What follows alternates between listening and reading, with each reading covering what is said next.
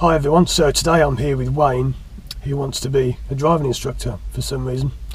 So what we're going to do is have a chat about the job, about what it entails. I'm going to answer any questions that Wayne has, and then we're going to probably go and do a driving test, like a mock driving test, just to give you an idea of what it's like to be on the test and to teach people.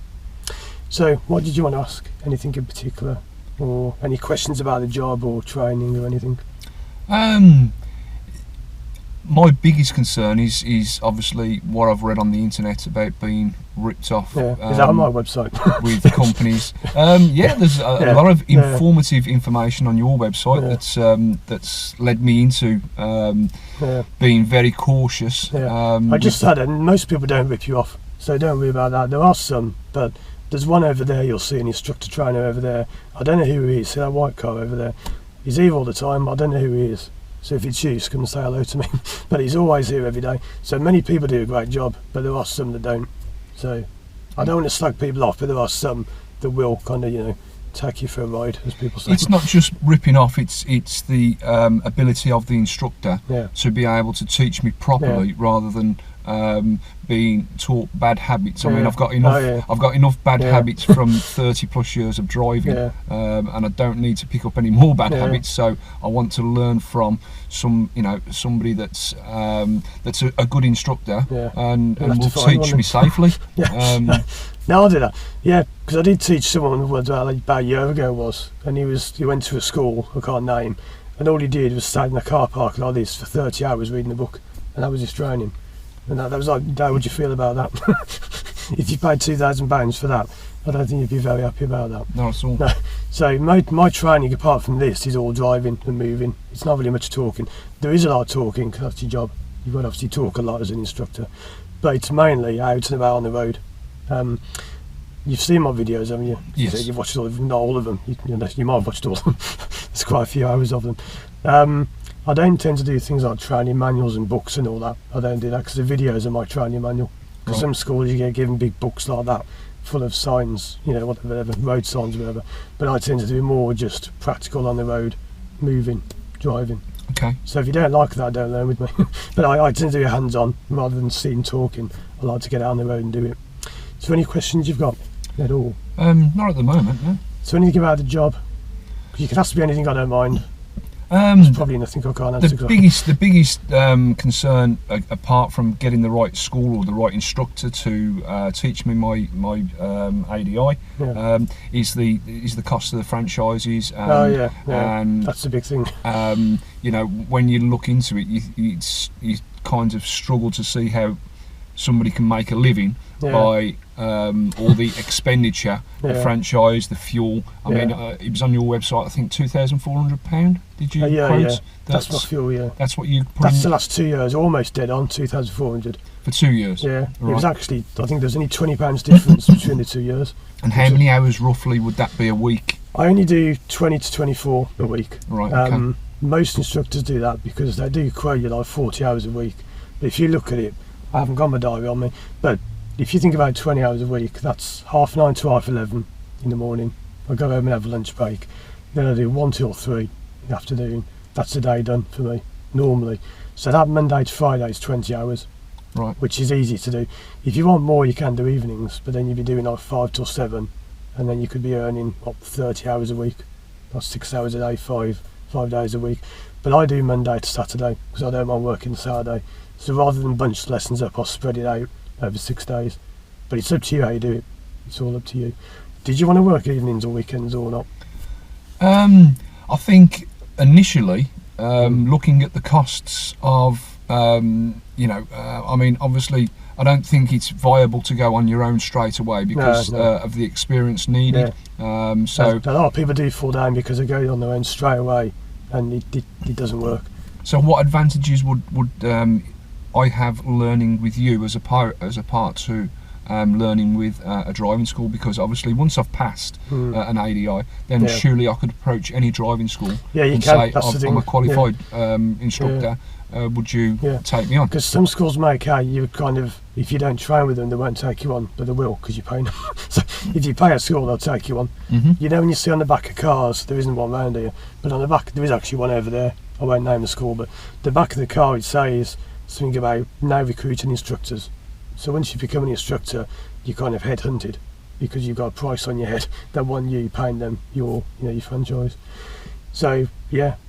So the advantages of training with yourself I don't offer, as an independent. Yeah, I don't do any of that. I don't have a franchise. So if you want to train with me, you can, but I won't be selling you a franchise. Yeah, I understand that. So, but like I say, what would be, in your opinion, the advantages of training with you as opposed to me in school? particular, when you go to a school, you've got to choose your instructor. That's what you can't choose your instructor. I mean, so if you choose me, you know who you're getting because you know who I am. You know what I do. If you go to a school, they'll just send you a trainer, and it could be anyone. So you don't know who you're getting. It could be someone who's only been doing it for like a year or two, and that's the advantage, is you know who I am. Really, but we are all effective the same, but of course no two people are the same. We might teach in different ways. Okay. So it's really my experience is the answer, because I've been doing it for 20 years. And how many ADIs have you actually trained?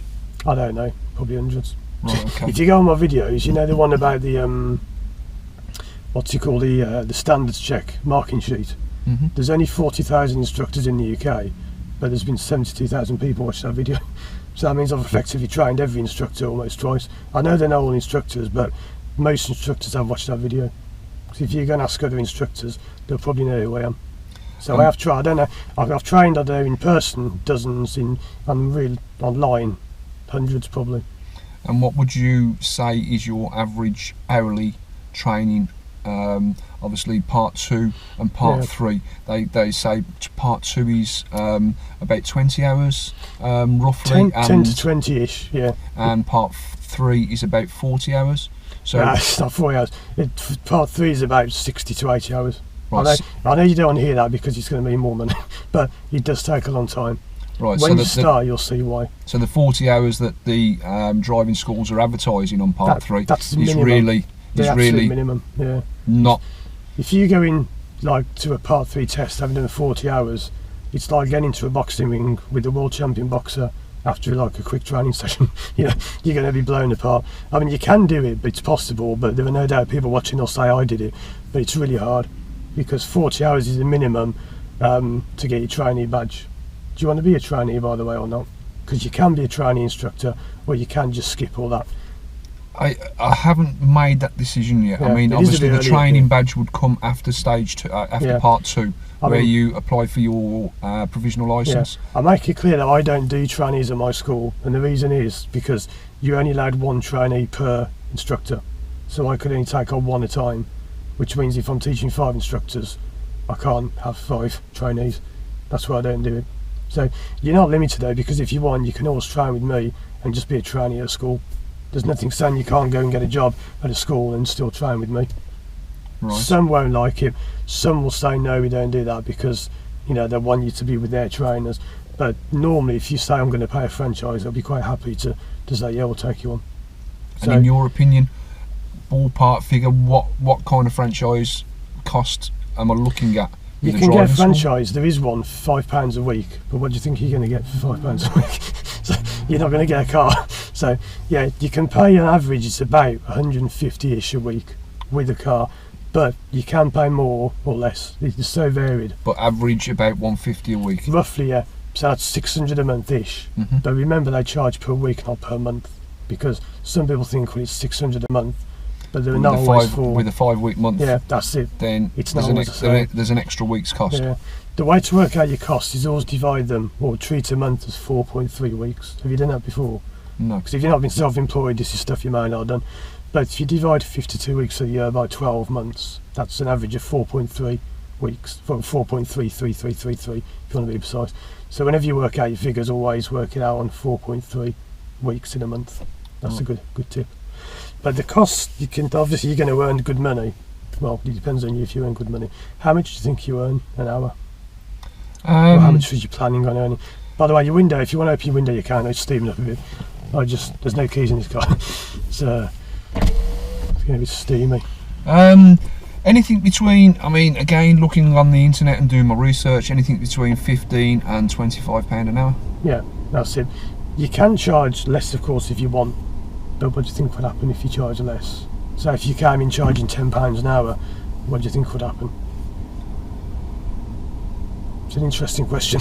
As working for a driving school or independently? Yeah, I mean, just say really either way, because whether you're at school or not, it doesn't really matter in terms of this. But if you were charging £10 an hour, what do you think? Would you make more or less? There's only so many hours in a day, That's so charging £10 an hour with a large franchise cost, surely you're gonna be working for nothing. Yeah, that's it. Because what a lot of people think is if they charge less, they'll get loads of work.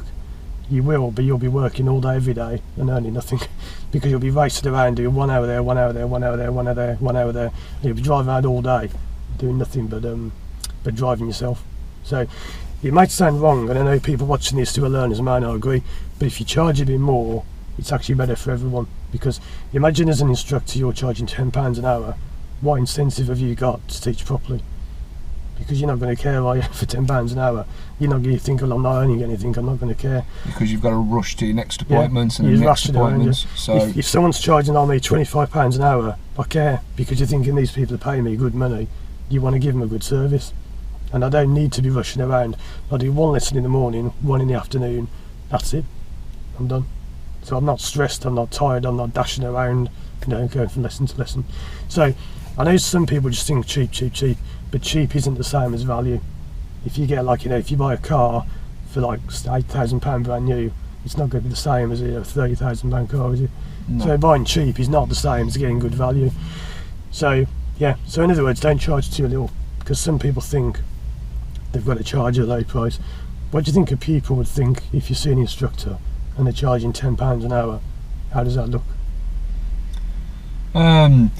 Yeah, I mean, for a young person, they'll be surely thinking, well, that's a bargain. But what would people think as well? If they see you for £10 an hour and everyone else is doing 18, 16, I think that there's something wrong. Yeah, there's something wrong. So, like I'm seeing with some of the franchise costs, some of the this and that, and you start to query why is everybody else £2,000 for your ADI license, and then other companies are charging less and less and less, and I'm thinking, well, there's got to be a reason why they're charging less. Because I've seen ones and it says train for £900 or something like that. But if you work it out 40 hours, 900 divided by 40 is something like 20 odd pounds an hour. So that means their trainers are only earning £20 an hour. Most trainers are like 25, 30, 35 an hour. So, and that's only your part 3. So how's that going to work? How are you going to do your part 2 and your part 3 and your tests all for that? It's not going to happen. What I mean is, it's normally people who've already passed part 1 and 2. If you look at the small print, it's for part 3 only with experience. That's the catch. Or what they do, I don't want to slag schools off, but this is what they do.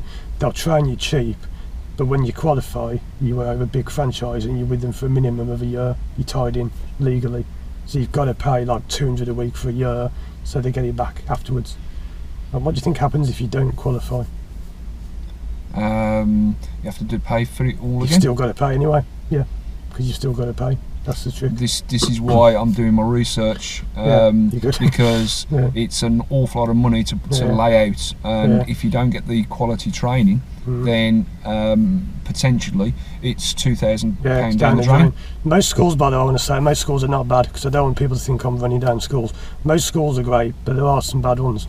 It's like if you say every school's brilliant, it's not true, is it? There's good and bad everywhere. But yeah, so any more questions? Not at the moment. I mean, you've probably got loads. Yeah, probably. Yeah, because do you want to know anything about the exams, ADI 1 or 2 or 3? What do you know about those? Again, I've researched them with the theory and the hazard perception part 1 and the part 2,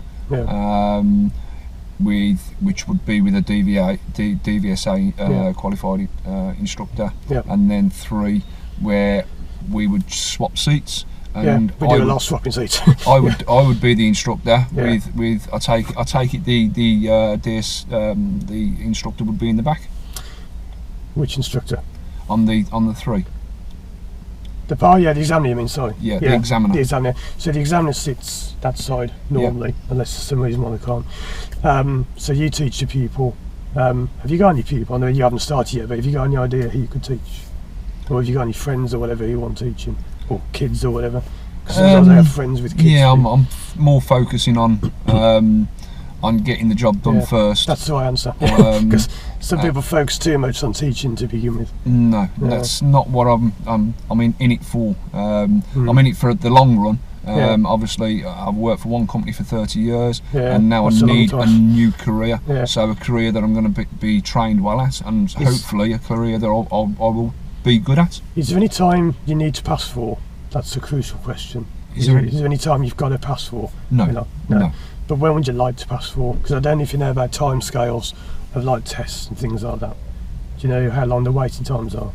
I would imagine the same time as driving tests, normal driving tests. 3 months. I mean, I read one of your posts where I think it was yourself that said that you put your trainees or get them to apply for the test more or less early, because you understand that how long the waiting list is, and you can move it, you can cancel it, you can do this. Whereas if you're with another driving school and they're teaching you for months and months and months, and then they say apply, then there's another 3 months on top of that. So I understand that how long the waiting lists are. Because the learner test is only now about 3 weeks. It's actually come right down. Oh right, okay.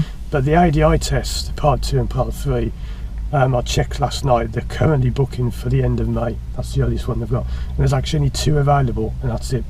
That's 5 months. Yeah, so you can't even book ahead any more than May. So there's just May, and that's it. But the thing is, those examiners that do the exams, who are probably watching, so will they, they're quite specialised. So there's only, I think, 70 of them in the country or something. They're what you call DTAMs, driver trainer assessment managers. They used to be called SEs. So if I use the phrase SE, that's the older phrase. But there's only about 70 of them, I think. So imagine how spread they are over the country. They're very rare. What they do though is, if lots of people apply to become an instructor, because you have to apply through a process to begin with. There's like an application process. When you apply, if lots of people are signing up, they may allocate more part 2 tests than part 3 tests. But there are long waiting times. So realistically, your part 1 is only about a month. That's easy, because that's just in a room with a computer. Part 2, at the moment, you're looking at May, and they only currently do those from South Yardley. Clay Lane around there, by the Swan shopping centre. Swan, it's right by the Swan. They only do them from there normally, part 2s.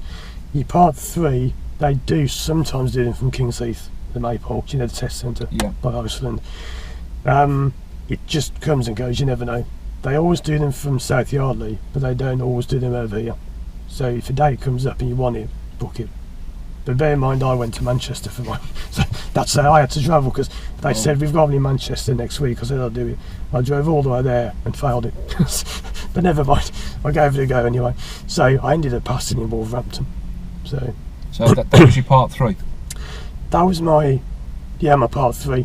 So that was your second attempt? That was my first was in Manchester, second was in Wolverhampton. Right, okay. Because someone was walking behind the car, and I was saying to the examiner, because in the old days the examiner used to role play people, it was different, and I was saying to the examiner, come on, come back. I thought she was pretending to be shy, because they sometimes pretend to be shy, you have to encourage them. And I looked back and there was a woman with a pram standing behind the car that I didn't see. And the examiner says, I'll not reverse it with that woman standing. So I'd failed for that, surprisingly. But you live and learn. That was 20 years ago, so I've probably got better since then. So the waiting times, roughly, you can do the whole thing if you want in about 6 months, but that is unusual. I know you might be thinking, damn, I need to do it next week, whatever, but there is a waiting time to think about. So you can do your training quite quickly, but then you might be waiting for a test. That's why there's no point doing like 10 hours a week of training. You can if you want, but you can have your training done and then you're waiting 4 months for a test. So it's better to spread it out. But the waiting times do change daily, well not daily, maybe weekly, because they do go on and they can allocate an examiner there, like say in March, and then suddenly it's gone from May to March. Okay. So it does happen like that. People do cancel as well. I've even seen times people turn up and they just bottle it and they can't do it. So they've suddenly, I know it's not going to happen, but if you're at the centre, you could actually say, I'll have that test. It's never going to happen, but I've seen it happen once where a woman was so scared she locked herself in the car and she was screaming, she wouldn't get out. And the examiner had to come and talk to her, say it's not that bad really. And that was a shame, she was really hysterical in the car. But And that was a part 3? That was a part 2, if I remember. This was a long time ago. But she was so scared, she said, I just can't do it, I can't do it. I think it was the last attempt, and she was so scared of failing. I never know what happened to her. I suppose she just didn't do it. But yeah, it's a shame that. I've seen the instructors cry now in a centre because they failed. Because if you don't know, if you fail 3 times, that's it. Yeah. You're out. Yeah, I understand that 3 times on part 2 and part 3, yeah. Yeah, but once you've qualified, you have to redo your part 3 every 2 years. Okay. Did you know that? Yes. Yeah, because that could be bad news for people. Yeah, once you've qualified, you do it again within 6 months. Then you have to do it every 2 to 4 years. Right, okay. So, although realistically, it's not every 2 to 4 years, it's normally every 4 to 6 years because of the waiting times are so bad. I had my last one, when was it? 3.5 years ago. So I'm due for mine anytime soon. Okay. I've just got our badge. That's my new green badge in the window. Just arrived yesterday. Was it 2 days ago yesterday? So I've got my brand new badge. But the drawback of having a new badge is then you're then due for a new test. So I've got my standards check due sometime soon. Okay. Which I can't wait to do because I want to get it done. So any more questions, or is that okay for now? Okay. Do you want to do your window? It should be alright now. So I'll leave this on. It should be fine. So do you want to go and try a driving test, or do you want to do something else? So I don't mind, whatever you want to do is up to you. No, I'd much appreciate your feedback on my driving. Yeah, this is not meant to embarrass you, it's just meant to show you what I tested like. Because, I know you haven't even driven this car at all. This is the first time you've ever turned it on in a moment. But this will just show you roughly what you're going to put your pupil through. Because, wrong one. If you don't know what the test is all about, it's not about the test, because you are supposed to teach people to drive safely. But if you don't know what the test is all about, then how can you teach people to drive safely? Because you don't know what they're going to be aiming for, what kind of standard they're aiming for.